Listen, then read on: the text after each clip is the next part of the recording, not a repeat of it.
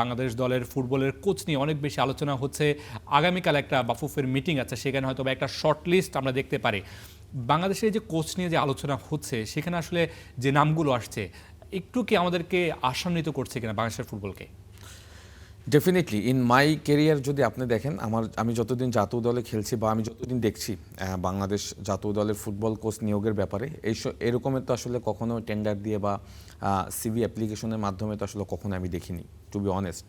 এই প্রথম দেখলাম এবং সেখানে দেখতে গিয়ে তো আসলে যেটা দেখলাম যে হিউজ সিভি জমা পড়েছে বাংলাদেশ ফুটবল ফেডারেশনে বাংলাদেশ জাতীয় দলে কোচ হওয়ার জন্য আগ্রহ দেখাচ্ছে।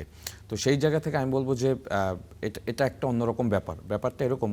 দেখেন, এইখানে কিন্তু আগে যখন কোচ নিয়োগ দিত তখন কিন্তু আসলে আমরা অনেকেই জানতাম না। হ্যাঁ, কোচ চলে আসতো বা আপনারা মিডিয়া যারা আছেন, আমরা প্লেয়ার যারা আছে তার আসার পরে জানতাম যে কোচ হয়তো হল্যান্ড থেকে আসছে, ব্রাজিল থেকে আসছে বা আর্জেন্টিনা থেকে আসছে।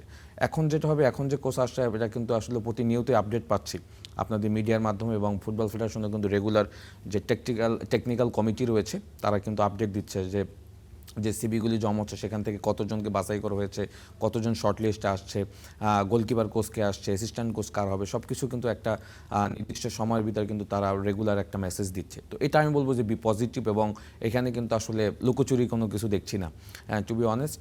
তো সেই জায়গা থেকে আমি বলবো যে বাংলাদেশ ফুটবল ফেডারেশন একটা স্বচ্ছতা বজায় রাখছে এইবার কোচ নিয়োগ দেওয়ার ব্যাপারে। বেশ ভারী ভারী কিছু সিভি পড়েছে, আমাদের কাছে বেশ কিছু সিভিও আছে, আমরা সেগুলো নিয়ে আলোচনা করবো। তার আগে আমি আপনার কাছে জানতে চাই, যে নামগুলো আসছে বা যে ধরনের নাম আসছে, ইউরোপ বলেন, এশিয়ান বলেন বা অন্য যে কোনো জায়গা থেকে আসছে, কী ধরনের কোচ আপনি ব্যক্তিগত বাংলাদেশ দলের জন্য চান? দেখেন, আমার চাওয়া হবে, আমি কিন্তু ইউরোপ, ল্যাটিন আমেরিকা বলেন, আমাদের দেশের কোচ বলেন, সাউথ এশিয়ার কোচ বলেন, অনেক কোচের আন্ডারে কিন্তু বাংলাদেশ ফুটবলে খেলেছি। হ্যাঁ, ইন্ডিয়ান কোচ নঈমুদ্দিন আন্ডারও খেলেছি। ল্যাটিন আমেরিকার কোচ আর্জেন্টিনার কোচ ছিল দিয়েগো আন্দ্রে ক্রুশিয়ানি, ডিডো, তার আন্ডারও খেলেছি। ইউরোপের কোচ লুডভিগ ডি ক্রুইফ আসছিল, আপনি জানেন।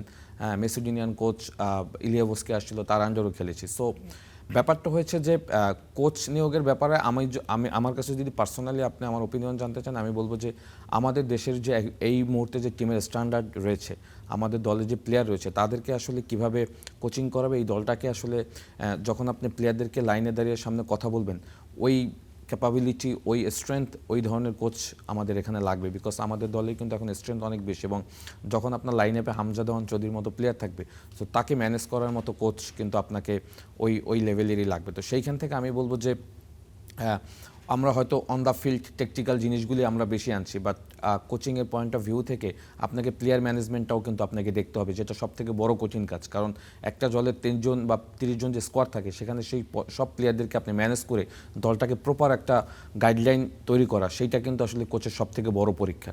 তো সেই জায়গা থেকে বিবেচনা করে আমি বলবো যে প্রোফাইল অবশ্যই ভালো থাকতে হবে ডেফিনেটলি, এবং এক্সপিরিয়েন্স অবশ্যই ভালো থাকতে হবে। সে ইন্টারন্যাশনালি, হ্যাঁ, ক্লাব ফুটবলের থেকে আমাকে দেখতে হবে যে ইন্টারন্যাশনালি আসলে তার সাকসেসটা কেমন, বিকজ এটা তো জাতীয় দলের অ্যাসাইনমেন্ট। তো সেই জায়গা থেকে আমি বলবো যে এরকম একজন কোচ আসবে যে কিনা আমাদের ফুটবল দলটাকে, অনেস্টলি ফুটবল দলটাকে একটা প্লেইং স্টাইল তৈরি করতে পারবে। হ্যাঁ, কারণ আপনি যদি লাস্ট 4 বছর বা 4.5 বছরের আমাদের এক্সপিরিয়েন্স দেখেন যে কোচ ছিল, আমি কাউকে ছোট করছি না, বাট আমরা কিন্তু আসলে দল হিসাবে কিন্তু অনেক অনেক ভালো একটা স্ট্রেংথ হিসাবে পরিণত হয়েছি, বাট আমরা কিন্তু কোনো প্লেইং স্টাইল তৈরি করতে পারি না। আমি চাইবো এমন একজন কোচ আসুক যে আমাদের দলটারে প্লেয়ারের যে রিসোর্স রয়েছে সেইটার উপরে ভিত করে আমরা যেন একটা প্লেইং স্টাইল তৈরি করতে পারি, একটা খেলার জন্য একটা সিস্টেম অফ প্লে তৈরি হয়, সেই জিনিসটা আমি চাইবো।